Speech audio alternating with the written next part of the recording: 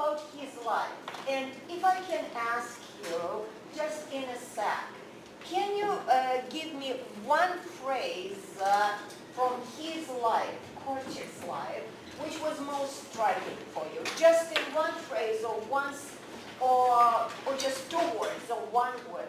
What was most surprising, striking, which you never heard of, and which made you feel like, oh my God, what a person? What about the children? Children. What Okay. about the children? Yeah, what about the children? Okay. Anything else which you can recall? Or just whatever comes to your mind right away. Jane? It wasn't a surprise, but it was reinforced as love the child. Love. Not Okay. a child, but the child. Okay. Okay. Ronald? Just love all children rather than just your child. Okay. Love all children, not your own. Okay. Ellis? Respect the children, and see them as people, not possessions. Not possessions. Okay. Claire? Yeah, I think his recognition of children as people in and of themselves in that moment. Okay. Okay. Judith? The foreigners, As foreigners. Okay. Children as foreigners in this world. Anyone else? Jacqueline? His compassion, and what stands out for me is when he's looking at the SS agent you're talking about out the window. Before Yeah, soldier. Just soldier. soldier, Yeah. and trying to think about what he was like as a child and what happened, Yeah. and trying to find compassion. Okay. Sigrid? I like that he was human. You? Like, he has done great things, but at the same time, there's a recognition that there's also other things in his life, like, you know, like when you were talking about he was never married, and, you know, and you said, like, maybe he just never found a partner who could share the same vision. Yeah. Or when he had struggles, I think that's what I kind of, like, it grounds him as a human being rather than someone who is, Not a monument. Yeah. Not a monument. A human being. Okay. Anyone else? I'm so sorry. Remind me of your name. Teza. Yeah. I thought it's really interesting that he went, like, he very much found his passion in children and went through, like, wanting to be a writer and a doctor and then just fully dedicated himself to Perfect.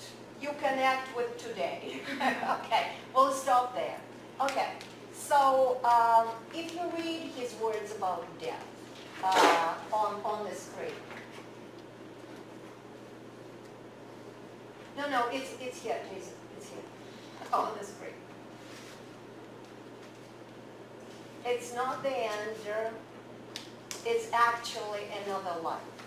So this another life we're going to talk about today. I thought it would be good to start with that, although it's death, but in his case. You know, I was always thinking about what's left after the person is gone. For many people, it's just the dash between the date of birth and the date of death on the gravestone. But there are some lucky ones, like Korczak, when we're not talking about the dash or many dashes or many periods. We're talking about a huge impact on humanity. And such are just rare people in many millions. So UNESCO called 2012 the year of Korczak. How many have their names attached to the year? Hardly. And what I want to bring to you today is how many hats can a person wear? Physically, one. Emotionally and psychologically, many. And some of them we already spoke about, some we just touched upon, some we didn't even mention. So we will try to talk about a few today. He was a doctor by training, we mentioned it. And we also mentioned he felt he betrayed pediatrics because that was his passion. He knew he was making a difference in children's lives, but then he made his choice. He became a radio journalist, but he never betrayed children because of that. He was a writer. He wrote about 20 books. He wrote over 1,000 texts, all in all. He was a researcher, and we'll talk about it today. He was a teacher of young teachers or teachers-to-be, which I'm going to talk about as well, which is fascinating for me, as this is my career, and I could never ever, frankly, find anyone who would be as talented and as unpredicted as Korczak was. And that's probably one of his best impacts on teachers. He was an innovator in many, many things, but at the same time, he never spoke about himself. I am innovator, did this and that. No, he was extremely humble, and he spoke in a quiet voice, which I need to learn, because I've always thought the teacher in the classroom should be present, clearly present, and this presence comes with the voice as well. Secret, what would you say as a teacher? Your Alice, the voice. I mean, what do you think about the voice? He spoke in a very quiet voice, I think, almost whisper. well, as a high school teacher, there's times when you actually want their attention. Sometimes you need to use the quiet voice because they get used to the loud voices all the time. Excellent. But when you start using the quiet voice, like sometimes like I just whisper in the front and then they start, especially when they're noisy. Then they And it gets quiet in the Yeah. room. Yeah. Okay. Okay, great. So he was a care provider, not in the sense we understand it today, but in a much broader sense. And he was definitely a psychologist. He was also and always a child's advocate in every profession he used. He was a peacemaker, and he was an interpreter for the world of children, for the world of adults. I'm not sure you know this, but I've been in these shoes. So when you see a synchronic interpreter in some big meetings, there's a person in the booth sitting and he's synchronically translating. Do you know how it works? It's half an hour, and then he has half an hour break because it's an extremely, extremely stressful job. And many of them get a disease, which is a serious mental disease, because this is a split of personality. You listen to a person speaking, for example, in English, but you translate into Polish. And you have to be present, very clearly present, immediately in two realities, which is very difficult. And the disease is called schizophrenia. Korczak was the interpreter of the children's world to the world of adults without any breaks and without schizophrenia and without real good pain. Isn't it brilliant? If you compare to the work of breaks, good lunch, good dinner, water, and good salary. Nothing of the kind but real professional work. Now, a couple of just information pieces. He was a radio showman, and it was known as Old Doctor Shows.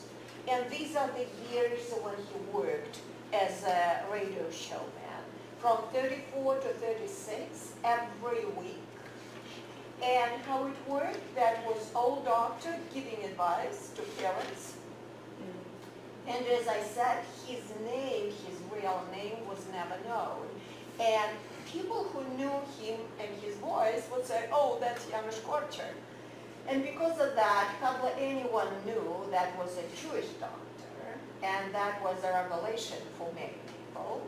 And then there was a huge break, not because of him, for 2 years, and then it was back on air for a year, and that was the year immediately before the war. Remember September 1939?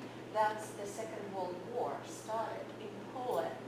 And that last year, he was practically preparing adults and children, understanding that the war was inevitable. So he was preparing emotionally and psychologically.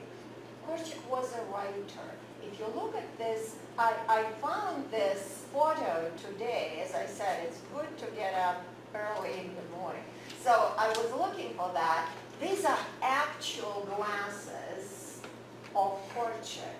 He left them on the desk before they were deported, and Niverly, his secretary, picked them up after he came to the vacant building, and they're preserved. They're in Wasser, they're shown, they're real. So these are the glasses he was choosing and using. So here I'm showing you, as you probably remember, I hope, he wrote for both adults and children. So the most famous is one of the books which you have now in your possession, How to Love a Child. And I'm showing you also the Ghetto Diary.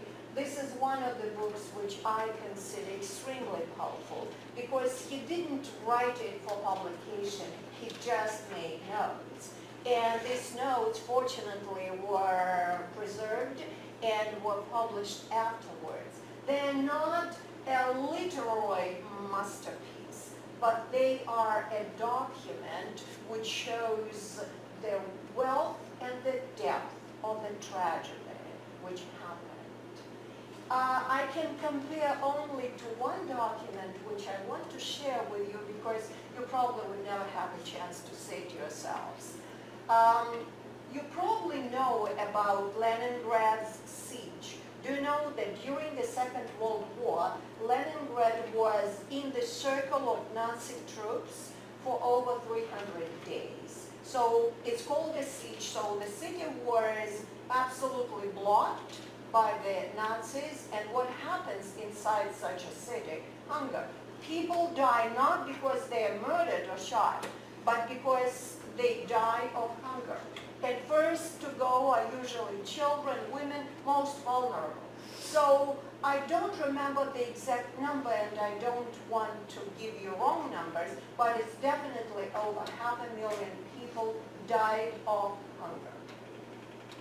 Stalin decided not to let Leningrad go, not to be occupied by Nazis. So Nazis never really were downtown Leningrad, but they did the worst.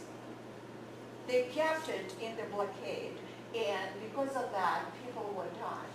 So on the cemetery, which is called Piskarovsky Cemetery, where all the civilians are buried, there's a small museum. And this museum has artifacts of those who perished, but some facts are kept there. So there are 10 notes from a diary of a little girl, 10 years old, and I saw that.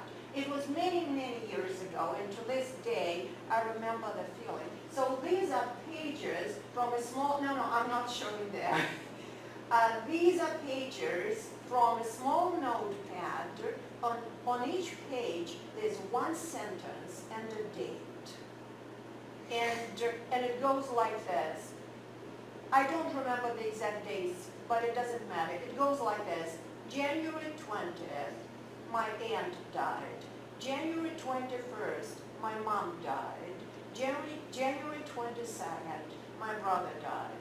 And it goes on like this. And the last note is, today I remained alone.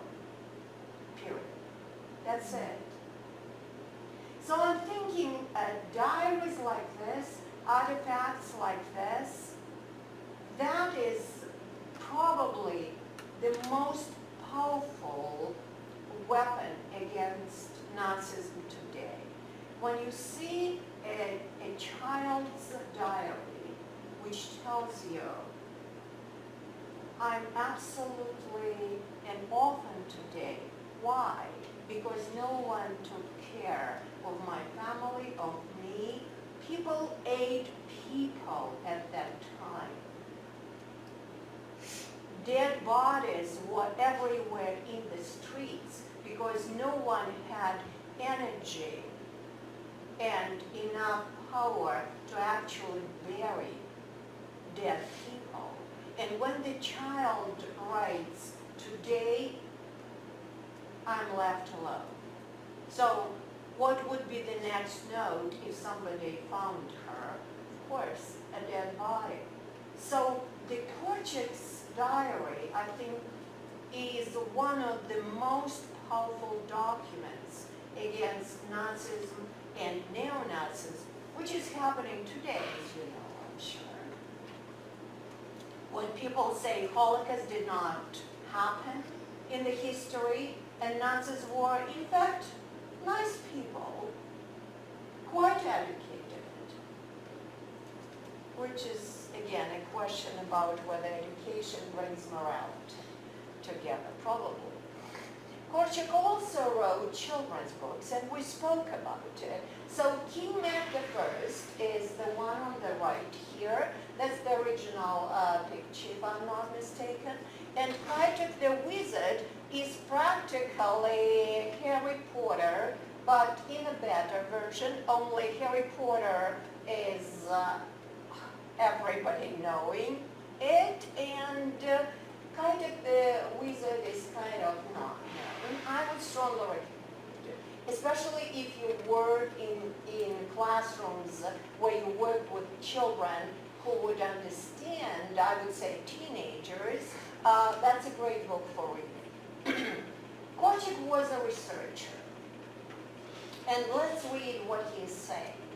I have the mind of a researcher, not an inventor. To study in order to know? No. To study in order to know more? No. I think it is to study to ask more and more questions. And frankly, it's one of my dreams and hopes that every researcher at the end of the research paper would actually put a question mark. How many proud of themselves people we have among researchers who would say they did do a breakthrough in their field and this is it, and there's a period at the end. How about a question mark, as Korczak did? And how about a question mark for medical professionals and for teachers and for everyone, because there's a never-ending process of knowing. And as you remember that famous phrase, the more I know, the more I understand I know next to nothing or nothing, right? So this I put here together, and that's one of my, and I put it here, that's one of my favorite phrases from him, the first one. What a fever, a cough, a nausea is for a physician, so a smile, a tear, or a blush should be for an educator. Not a single symptom lacks significance. When you as a nurse come to the child who is sick, the way the child looks at you, right? The way the child coughs, or smiles, or not smiles, or looks sad, or frightened, or anything else. There are so many symptoms. And the children who were in charge of Korczak, they were extremely lucky because the combination of a trained medical doctor and a teacher and an educator, that's the best of two worlds. How many mistakes current teachers wouldn't have done if they had the medical knowledge? How many mistakes they wouldn't have done if they knew that if the child cannot listen to very carefully, or jumps in the seat, or asks to go out to the restroom, it doesn't mean anything else but there's a physical problem. There's a problem with his or her health. And it's not mischief, it's not bad behavior, it's not disrespect. He's talking about observations, and he's saying you need, as a teacher, observe the individual child, but how to do it. Many young teachers especially tell me, well, you know, I have the class full of kids. How can I observe each child? Can you share, any of you? How can you see each child in a group? Is it in fact possible? If you stand at the beginning of class in front of the door and welcome each child, then you see who is feeling good that day or who is not. Excellent. In the morning, before the class starts. How else? Jacqueline? I had a grade 7 teacher who did a concept called the open classroom, and he would schedule a meeting with each of us every week, not every day, but every week, to just see how we were doing. Perfect. And there was 30 of us. Perfect. Anything else? Okay, so I remember my first class as a teaching training. I was standing like this. I was holding to the desk. I was so nervous. So I was holding it like this. And just during the whole class, for 45 minutes, I was standing like that. So I managed to do what I planned to do, and the teacher who was observing me, my mentor, and she was old, she was probably 50 at the time. So, yeah, and at the end, when we discussed the class, she said, you know, everything was good, but don't you feel your fingers are probably aching now? I said, what do you mean? She said, well, look at your fingers. And they were kind of white bluish. And then I realized I was so nervous, I never made a step forward. Not because I was afraid of them, but it's just, you know, you hold to this. But I learned something during my life. So he's talking about children in many different ways, as you know, and I'm not going to bring all of them.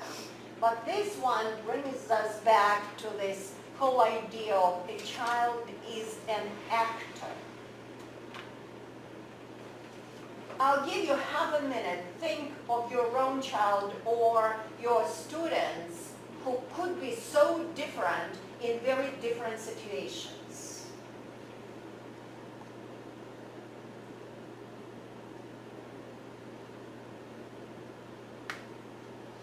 Do you want to share?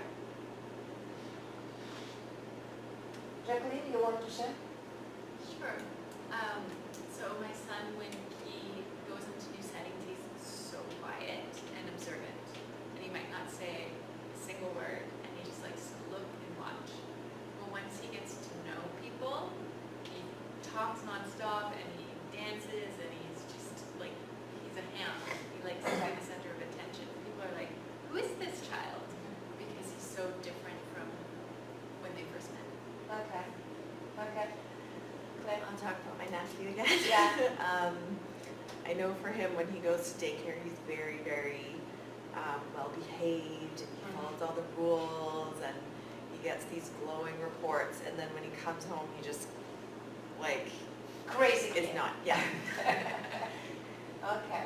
Okay. So I'm Jane. You want to share? Well, one of my favorite ones is when my daughter was about 18 months old or so, and I was leaving for work, and she was with the person who was going to look after her. And when I would leave the table to go to work, she would completely fall apart. She would cry.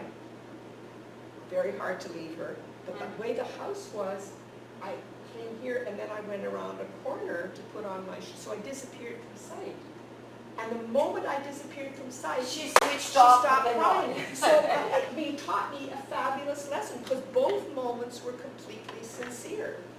And it was about, I think, it's about the child absolutely lives in the present.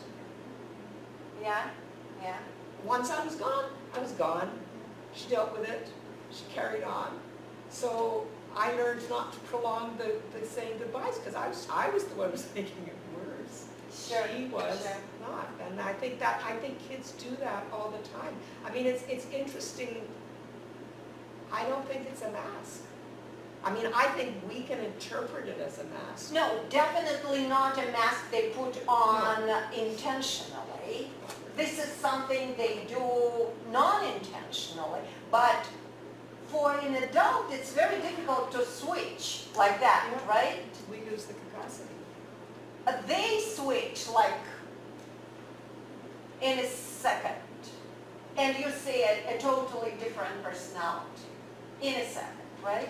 So this I want to bring to you because when I first learned about it, I was thrilled that this is really something and someone who did it. So here's the situation. First, Korczak lacked staff, and he was thinking about how to bring more staff members. And then he came up with a great idea because the house, the building itself was huge. So he said that he would give a bed and breakfast, if you wish. Yes, so boarding capacity for young students from Bursa. Bursa was a teacher's seminary at the time, and they had to work part-time as support staff at the boarding school, so at the orphanage. So it was good for both. But he wanted to teach them how to work. And as it happened again and again, more students, and he became kind of what we would call adjunct professor now. So he was there in the orphanage, and they would come to him as groups, and they would learn from him. So here's once what happened. He came into the room like this. The students were preparing to listen. He was extremely famous. And the idea Korczak is teaching would bring many people from all over Warsaw to listen to a legendary educator.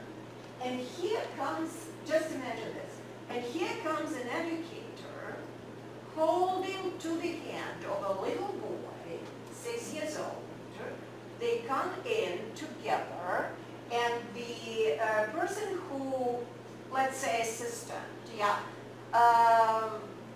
greets him, and Korczak says something quietly to the assistant, and the assistant announces, we all go to X-ray medical room. Right? And the students are thinking, what is that? Yeah, the assistant says, take everything with you, we are going to that room. To do what? To have a lecture. Why an X-ray room? So they all come in, it's a small room, they all sit down here. Korczak brings the little boy behind the screen, asks him to take off his shirt, puts him behind the screen, and starts the machine. And they see the kid is frightened because the situation is also stressful for him. And they see the beating of the heart. And it happened for a minute. Korczak puts the shirt back on the kid and says to the students, remember how the heart of a frightened kid beats. And whenever you want to scold or start doing something bad to a child, remember how the frightened heart of a child looks like. And then he says the lecture is over. He takes the kid and he leaves the room. I like that much. I'm sure it stayed with them forever. Because what more impressive and powerful can you imagine? You see the actual heartbeat. You would never imagine anything like this in the teachers' university. I worked training teachers all my life. I could never think of bringing my students into the X-ray room and show them something like this. That's what Korczak was. Do you think every person at the time, every educator would do it? No. No, of course not. That's because he was so exceptional, and that's how he was teaching. By his own example, and also by incredible ideas he had. But it's not because he was sitting at home thinking, how should I do it to show them? No, it came naturally, because if the level of empathy is so high, which is a very rare and very much in demand quality in anyone who is within the field of helping professions. I spoke with doctors who are hematologists, who are in children's hospitals, who work with children who are dying. And I see their stern faces, like no emotions. And they told me, I cannot take each child into my heart. It would be too much. There are too many children dying. There are too many sick children. I need to have a distance. I'm not judging. I know each person is different. And if they're doing their job in a quality way, that's okay. But I'm thinking, if you bring into your profession your heart as well, I tend to think whatever muscle you exercise, it becomes stronger and bigger. The heart is also a muscle. And if you exercise this muscle with empathy, it can embrace as many kids as necessary.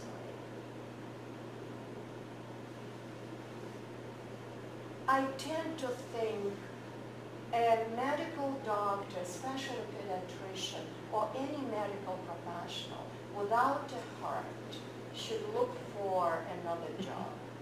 Would you agree? Right?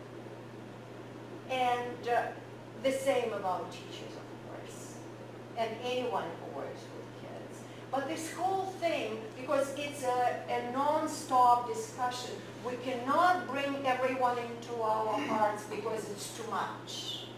But how about exercising this capacity and the muscle? The same about the brain. The moment we stop thinking and start judging, the brain gets, shrunk. The ability to think diminishes. That's why they say when people are old, they need to do puzzles, they need to do different things to exercise. So, as professionals and not still old, I'm embracing myself, we need to exercise all these capacities. But among all of them, I think the heart is the most important. So, I wanted to leave you with this, let us demand respect, but I thought we had enough of that. But I thought this quote, which is not known, is absolutely incredible. Now, if you read carefully, especially on July 4th, the state requires patriotism. The church requires dogmatic faith. The school wants repetition of dubious truths. And the parents wants obedience. What kind of product can we expect? People with mediocre abilities.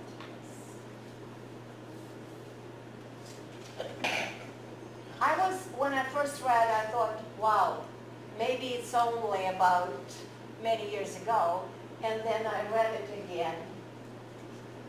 Does it apply to today?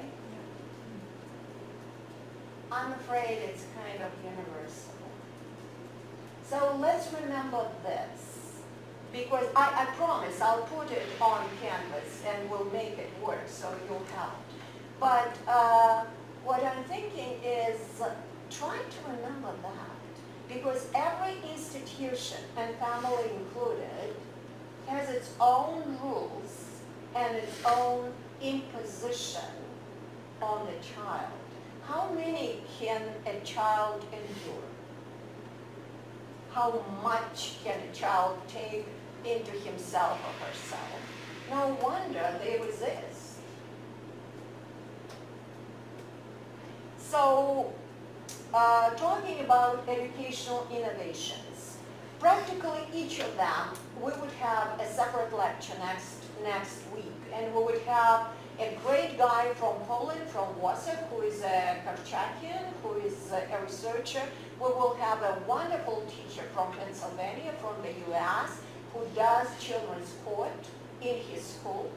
So I'm not going to talk about that. I just wanted to bring it together for you to see that it was a real children's republic with its own parliament, its own court, its own flag, its own mailbox, where children who didn't want to protest openly would put a letter, and the letter could be anonymous, and in this letter they could express themselves, and meaning I'm not happy with this or that, and that was also taken care of. So that was a real children's democracy, which we never achieved in any country on earth so far. Maybe. This is a woman who literally was his shadow, and who during many times, when he was at war, and he was in 4 wars, she was the one who was running the orphanage. If you look at the dates of birth and death, when I read about her before, many times, I thought she was extremely old. I seriously thought she was much older than he was. Now let's count. 56. She was gone together with the orphanage, of course, in Treblinka. She was the one who was the last in that procession of children. Korczak was leading the kids. She was the very last, helping those who couldn't walk fast. Stefa Dolczynska is from a very wealthy Jewish family who chose to be what she chose to be. She definitely loved Korczak as a woman. They never, as is known, they never had an affair. He didn't have interest in her as in a woman. And as you see, she was not a striking beauty. But for 200 kids at a time, and during years, thousands of children, she was their mother. For a long time, until she turned 42, she was Miss Stefa. And then one day, overnight, in the morning, she announced, as I am a woman of a certain age, and I have all of you as children, from this day on, you call me Madam. So in Polish, I think it's Pani, yeah, Pani Stefa. So no Miss anymore. I consider myself married to this orphanage and having all these children. So anyone who tried Miss never got a response. So children learned that since that time she was Pani Stefa. And she was their mother. If you think of being a mother to one child, it's hard. Being a mother to 200 children, she managed. So I thought it would be important to show her and to acknowledge. So here, there's an interesting, I would recommend to read. There's an interesting article which he wrote, Knowledge vis-a-vis Practice. And he's talking about how he's learning from practice, which he's having with children, and what he's learning, and what kind of innovations he's bringing. I think it's worth checking out. Korczak, all his life, was a humble student of life. Would you relate to this?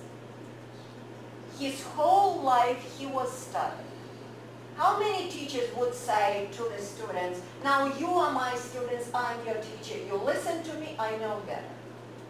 Korczak was exactly the opposite. He was learning from the kids, from other people, from life, from books. He was learning all the time, and from his own experience. And that's one of the calls which came from him to the students. Every teacher, the moment the teacher stops self-development, that's the death of a teaching career for this person.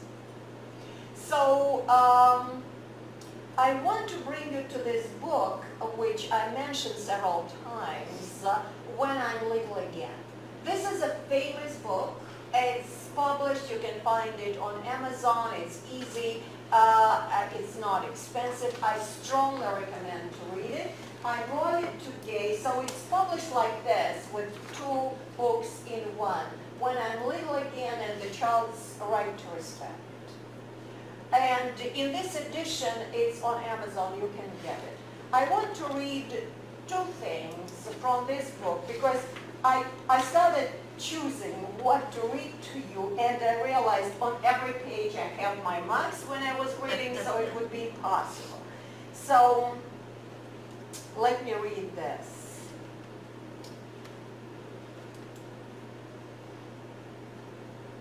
You remember the plot, right? The teacher overnight becomes a kid in his own school, and he comes to his school as a student, and he now feels his own teacher and the atmosphere of the school, and he feels it from the other end.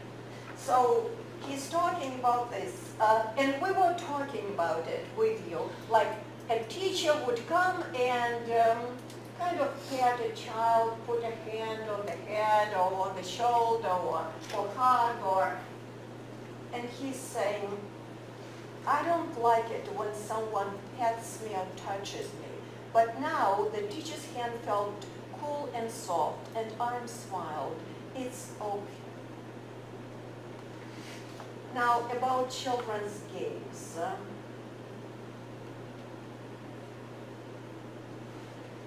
This is really one of the reasons why it's fun to play by yourself without grown-ups.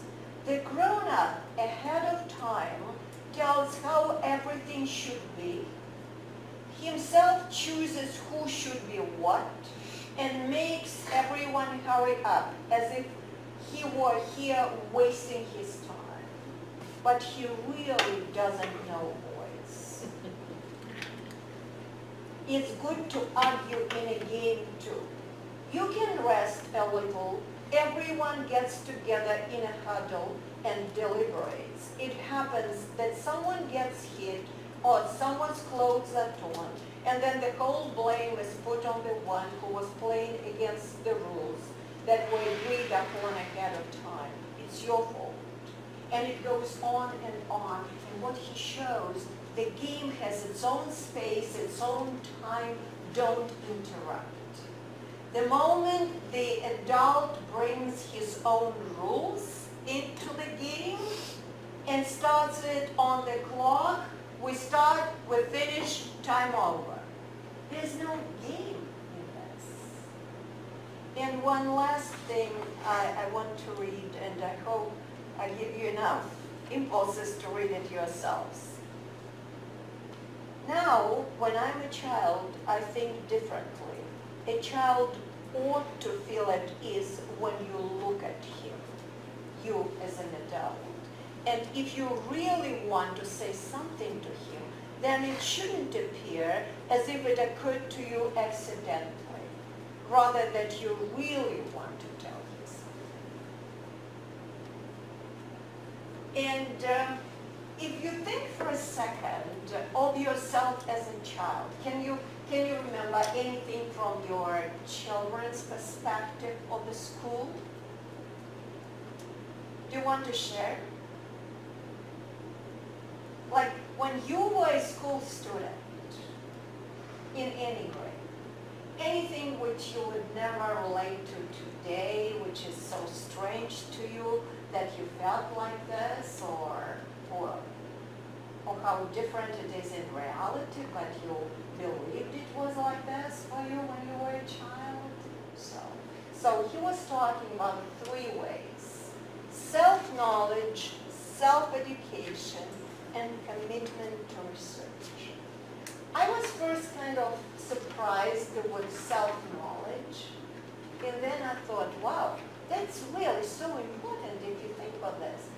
Until we know ourselves, like if this teacher knew she was napping, maybe she would leave school for something else or just do something about it. And I'm not going to read all this because I will leave it with you, the PowerPoint, but I just want you to look through it. Be true to yourself.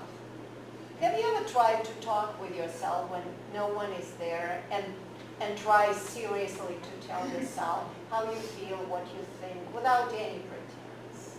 Could be brutal.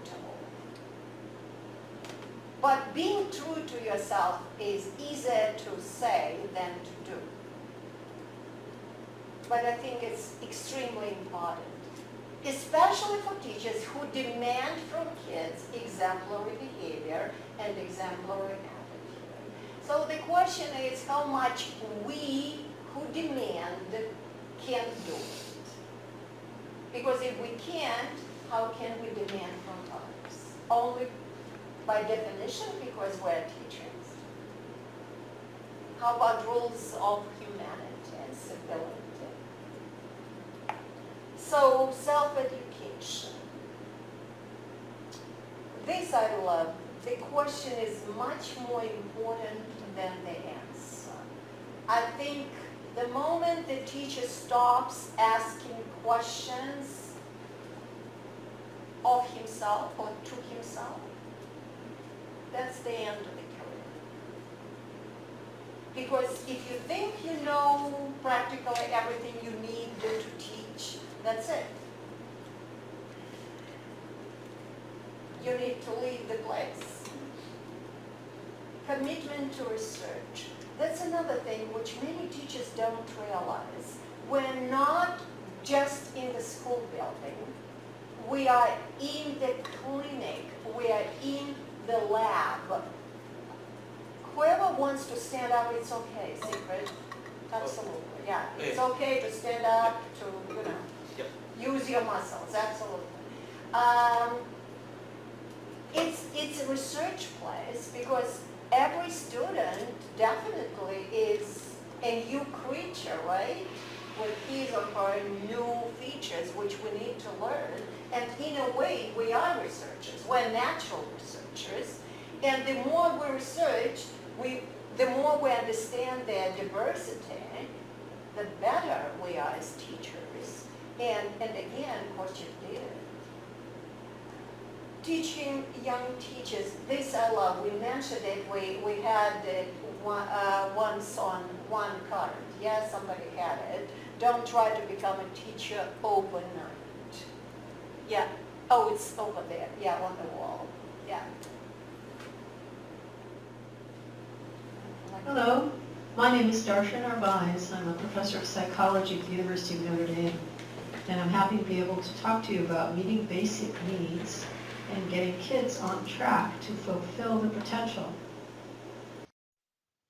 Here's an outline of topics we'll discuss. First, our setting and the shifts that have gotten us where we are now, and what are appropriate baselines for who are human beings, what do they need to grow well, what does species species normative development look like? And what does species atypical development look like?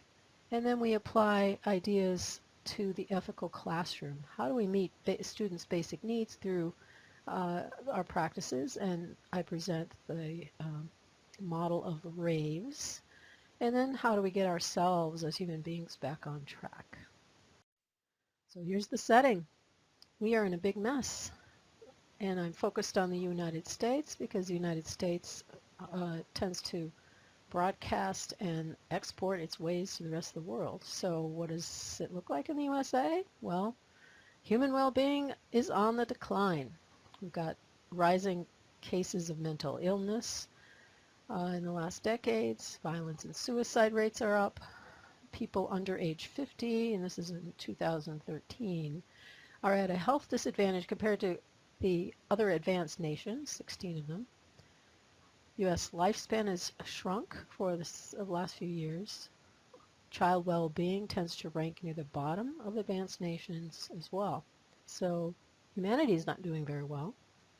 But at the same time, Earth systems are breaking down. We have climate instability, global warming, melting of ice caps and glaciers, massive ecological disruption from human activity virtually everywhere on the planet. Our oceans are being emptied of fish and being filled with plastic.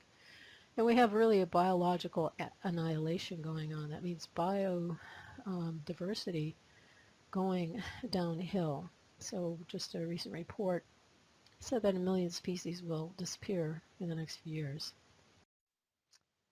Well, the idea of shifting baselines is one from oceanography, where they noticed that people who, marine biologists, for example, thought that whatever the oceans were like when they were kids was normal. That's the normal rate, or number of fish and health, etc. But actually then, if you think only in one generation, you miss what's happening across generations. And that's what's happening here, I think, with human well-being. We've shifted our child-raising practices in a negative direction, number one there, which turns out to affect our neurobiology in a negative way. And number three, our adults and how they behave, how well they are, how moral they are, what kind of morality they have, and then the kind of culture, number four, that those adults foster, and the narratives and stories they attend to. So we've shifted baselines in all these areas, and they're all interrelated. And the hopeful thing is that we can intervene at any point in any of these levels. Where do we start? How do we address the problems? Well, we have to understand what our baselines are for those elements that I just mentioned, and I'm going to focus in on our children, human children. What do children need for optimal development? Well, a lot of people think that animal needs for warmth and nourishment, shelter, protection, that's all you need to raise a baby.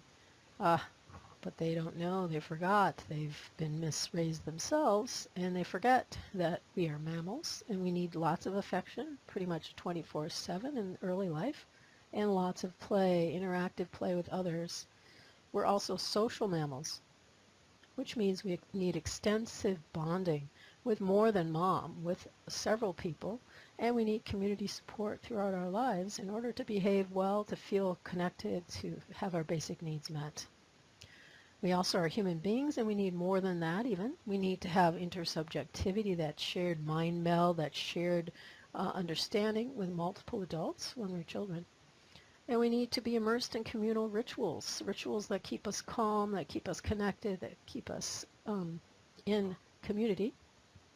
We need apprenticeship in adult activities, many years of observation and practice, so that we can actually become cooperative adults. And we need stories or narratives that guide our behavior, that guide our imagination, so we focus on the right things.